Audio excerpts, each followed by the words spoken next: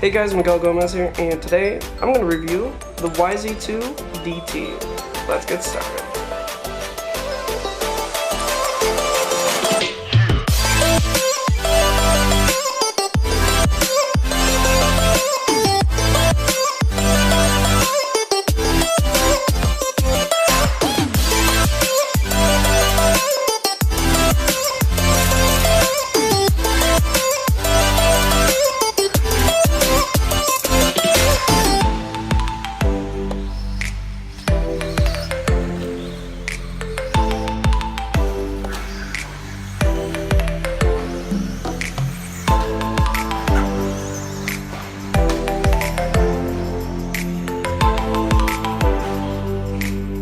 Okay, so the first thing I want to say is I know this is an older platform. They're on the DTM2 and the CAL2 now, but I just wanted to give my thoughts on people that are going to pick this up used or have had it for a while and they want to know like what they can do to improve it. And I'm going to be brutally honest, I haven't really changed a thing. There's no hop-up parts apart from the aluminum parts that came in the box. The only thing I do go through a lot are tires, but that's expected.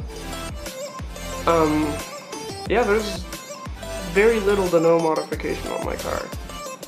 I run an old NOVAK 17.5. I run a Trackstar 80 amp ESC.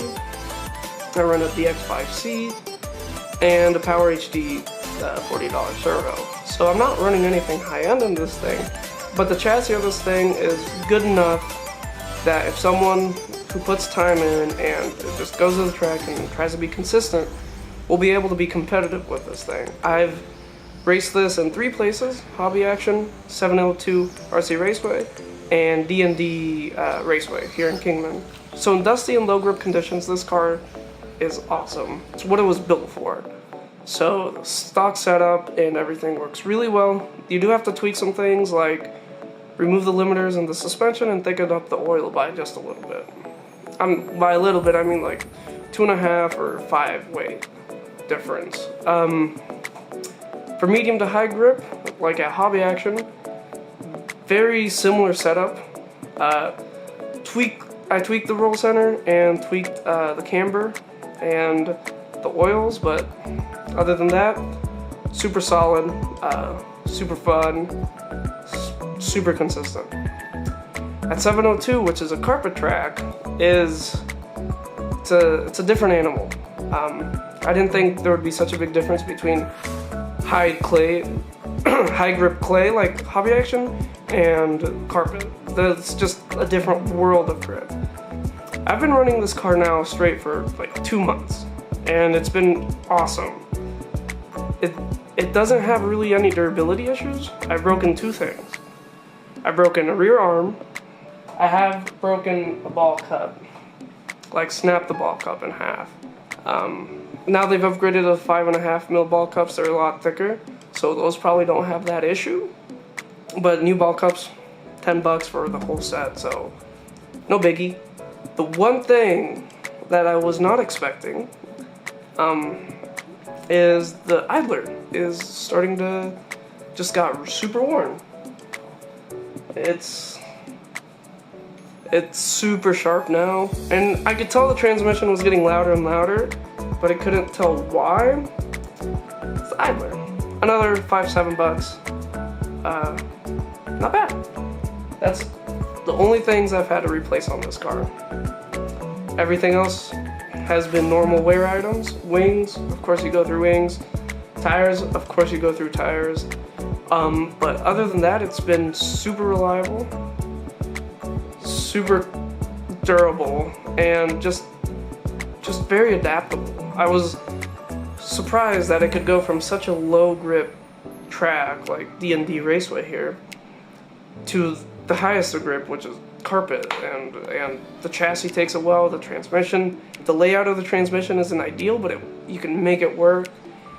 Just a few tweaks in the suspension and stuff. That's all you really have to do between tracks. You maybe add weight here and there, but it's a very adaptable chassis. The build was great.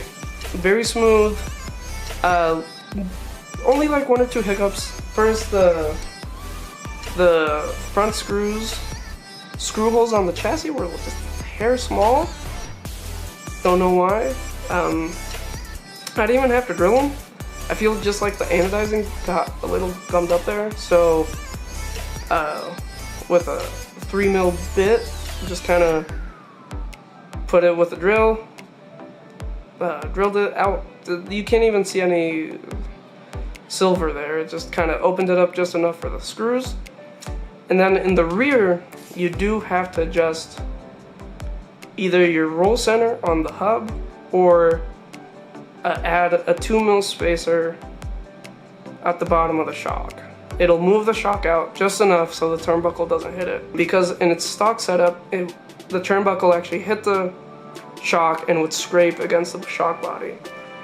Now your nice X33 shocks don't look as nice once they've been scratched up. So sadly, learn from my mistake. Do that almost as soon as you get the car. As you're building it, if you do get the chance to find one of these still in the box. If you don't, if you're buying it used, make sure that's one of the things you do once you get it, if the previous owner hasn't done it already. Overall, this car's been a blast. It's really opened me up back into 10-scale racing. Almost so much that I'm not really running 8-scale as much. 8-scale's great. 8-scale's super fun, it's super fast, but the convenience of being able to run a 10-scale anywhere. Let's say I'm working down in Phoenix, I get a day off down there, I can go run this, doesn't matter what. If I'm in Vegas, working in Vegas or whatever, I can go to 702, race this, practice, whatever.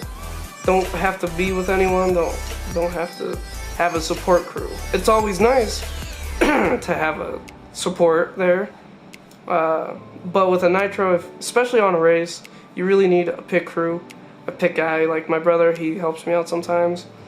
I've raced alone before, and it's just tricky because you have to get with your friend at the track or someone that's not running that heat and get them to pit you, especially for the mains, or to set you down right before the race. I've had no issues finding people at the track. They're always super nice, but it is something to consider. I love my 8-scale, but 10-scale has like got a grip on me. I love how competitive it is, and how much tunability there is in each platform. I never thought a stand-up transmission car could be this adjustable, and I guess it's not the best word for it, but like a universal car. It just works well at everything. It's really sold me on Yokomo. The only thing I don't love about Yokomo is support, and this is something you have to consider when you're buying a new buggy. Let's say you buy an Associated, you can literally go any track and pretty much any hobby shop and find parts for your B6 or your B61. But with the Yokomo, luckily Hobby Action has some parts, pretty good selection, actually Hobby Action, but 702, not as many people run a Yokomo up there. So, alright guys, I know this is an older chassis, but I believe if you pick it up and you learn to dial it in, you won't be disappointed. And everything from the new DTM2 and CAL2 is compatible with this car, so you can upgrade it in the future. Hope you guys learned something and enjoyed this video. See you guys next time.